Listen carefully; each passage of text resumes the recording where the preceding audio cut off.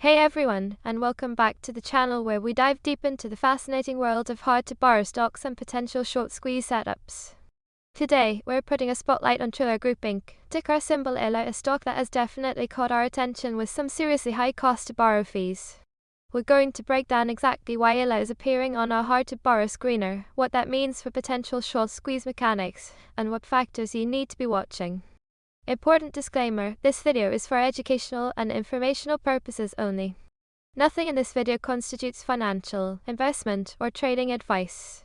Always do your own research and consult a licensed financial advisor before making any investment decisions. Past performance does not guarantee future results. Show ILLR logo/chart. Let's kick things off with a quick profile of ILLR Group Inc., or ILLR. This company operates in the technology and software application sector, and their core business revolves around an artificial intelligence-powered technology platform. You might know them best for the ILLR app, their video sharing application, but they also offer a suite of services including streamlined SMS and social messaging, AI-powered customer engagement, and cross-platform marketing solutions. Currently, ILLR has a market capitalization of $40.03 million, placing it firmly in the micro-cap category. What is cost to borrow and why it matters? So, what exactly is cost to borrow, or CTB, and why is it so important when we talk about short squeezes? Chart animation: short seller borrowing shares. Paying fee: when a short seller wants to bet against a stock, they first have to borrow shares from someone who owns them. They then sell those borrowed shares, hoping to buy them back later at a lower price and return them to the lender, profiting from the difference. But borrowing isn't free. Short sellers pay a fee, typically expressed as an annualized percentage, and that's the cost to borrow. A high CTB indicates a few things: either there's very high demand from short sellers to borrow the stock, or there's a very limited supply of shares available to lend, or both.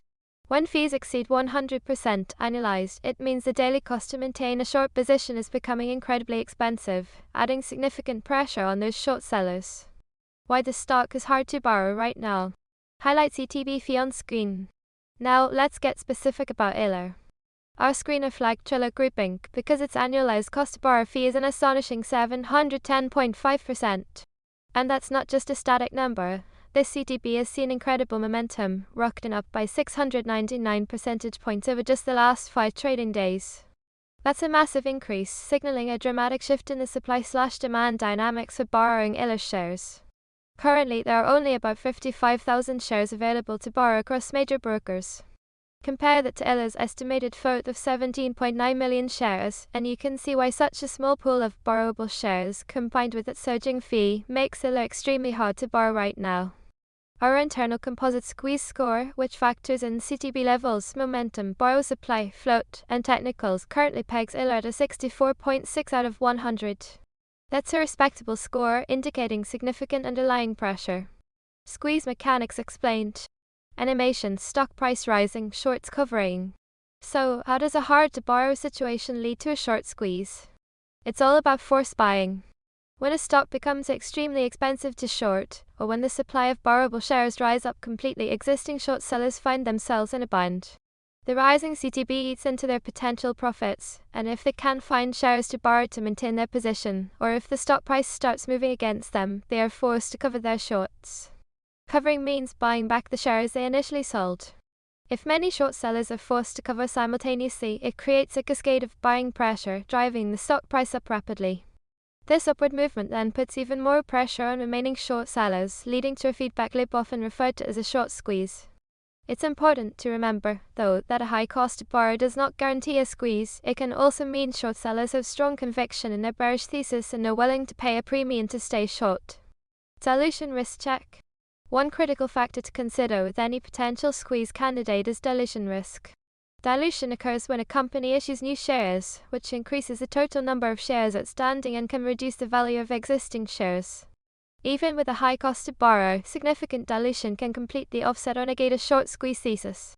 For ILLR Group Inc., we've performed our check, and the good news is we found no recent dilutive SEC filings such as SMINUS-1, SMINUS-3, or 424B in the last 90 days. This means there isn't an immediate, obvious source of new shares hitting the market that could undermine the squeeze thesis. Recent reverse split watch. Highlight date on screen. Another significant event for ILLR that you need to be aware of is its recent reverse stock split. Just 13 days ago, on June 23, 2026, ILLR Group Inc. executed a 1-for-10 reverse split. A reverse split reduces the number of outstanding shares and proportionally increases the share price. For example, if you own 10 shares at $1 each, after a 1-for-10 split, you'd own 1 share at $10. This significantly reduces the float, which theoretically can make a stock more volatile and potentially amplify short squeeze dynamics if demand increases. Historically, many microcap stocks tend to see renewed volatility or even a price pop within about a month after a reverse split, as the market digests the new share structure and resets expectations. While this is a common pattern observed in some microcap names, it's crucial to understand it's a tendency, not a guarantee, and doesn't predict future performance for ILLR. Before we continue, here's that important reminder again. Important disclaimer: this video is for educational and informational purposes only. Nothing in this video constitutes financial, investment, or trading advice. Always do your own research and consult a licensed financial advisor before making any investment decisions. Past performance does not guarantee future results. So, with all this in mind, what should you be watching for with ILLR Group Inc.? Let's look at the recent price action and volume. Chart with price and volume today. ILLR is down 10.24%. Over the last 5 days, it's seen a substantial drop of 39.53%. However, if we zoom out to the last 30 days, the stock is actually up a modest 0.44%. Volume-wise, today's trading volume is 915,408 shares, which is significantly lower than its 30-day average volume of 11,695,315 shares, giving it a relative volume of only 0.1x average. This tells us that while the CTB is sky high, the stock itself has been experiencing recent selling pressure on lower than average volume today. To assess whether a squeeze could be developing, you'd want to look for sustained upward price momentum, ideally on increasing volume coupled with a continued decrease in available shares to borrow and persistently higher rising cost to borrow fees. Conversely, if the stock continues to drop, if more shares become available to borrow, or if the CTB starts to fall, the squeeze potential could diminish. ILLR Group Inc. ILLR presents a very interesting setup for those watching hard-to-borrow stocks. With an eye-watering 710.5% cost to borrow, a rapidly shrinking supply of borrowable shares, no immediate dilution risk, and the recent reverse stock split potentially tightening the float, it certainly has some ingredients that make it stand out on our screener.